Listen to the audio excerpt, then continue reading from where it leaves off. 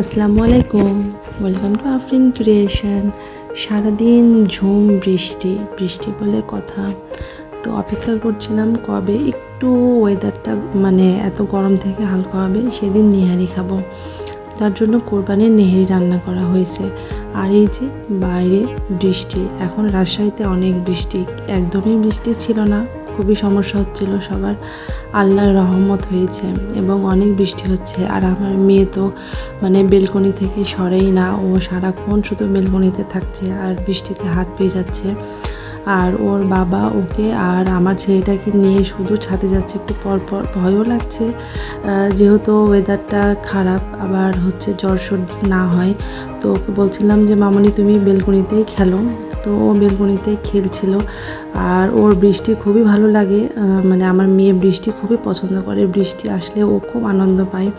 তো সারাক্ষণ বেলকনিতে খেলছে আর আমি একটু পরপর এসে এসে দেখে যাচ্ছিলাম যে ও কী করছে। কারণ হচ্ছে বেলকনিতে থাকলেও আমার খুব ভয় লাগে, কারণ বেশি ভিজে গেলে বৃষ্টির পানি গায়ে মেখে নিলে আবার যদি সমস্যা হয়।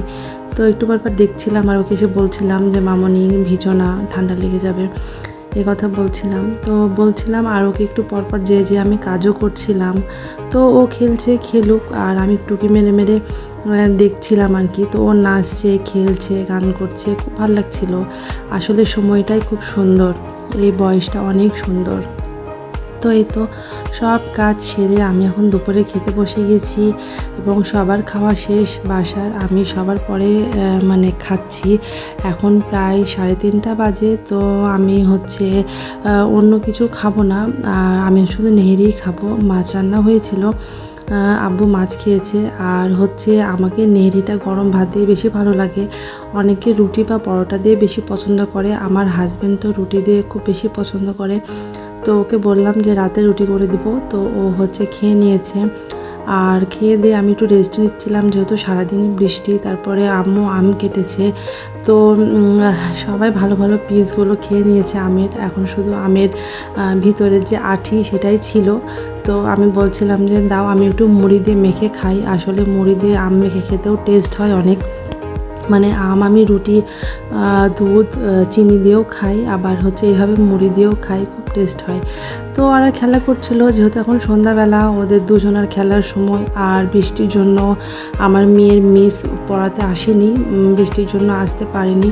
তো ওরা দুই ভাই বোন এখানে খুবই সুন্দরভাবে প্লে করছিল। আর ওরা যখন প্লে করে মাশাআল্লাহ আমাকে খুবই ভালো লাগে। আর ওদের দুজনের কাজ হচ্ছে চারিদিকে শুধু খেলনা পাতিল ছড়ানো ছিটানো। তো ভাবলাম সন্ধ্যার দিকে একটু বৃষ্টি আবহাওয়া, তো একটু পেঁয়াজ দিয়ে পেঁয়াজু করি। তো এখানে আমি কোনো কিছু দিব না, শুধু পেঁয়াজ দিয়েই পেঁয়াজু করব। তো এখানে আমি পেঁয়াজ অনেকগুলো পেঁয়াজ কেটে নিয়েছি।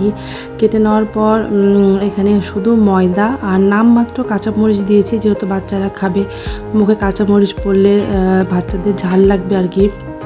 তো এখানে ময়দা, জিরা এবং হচ্ছে বেসন, এই কয়েকটা জিনিসই দিয়েছি। হালকা গুঁড়ামরিচ দিলাম যাতে বাচ্চাদের মুখে না লাগে, কিন্তু হালকা স্পাইসি হয়।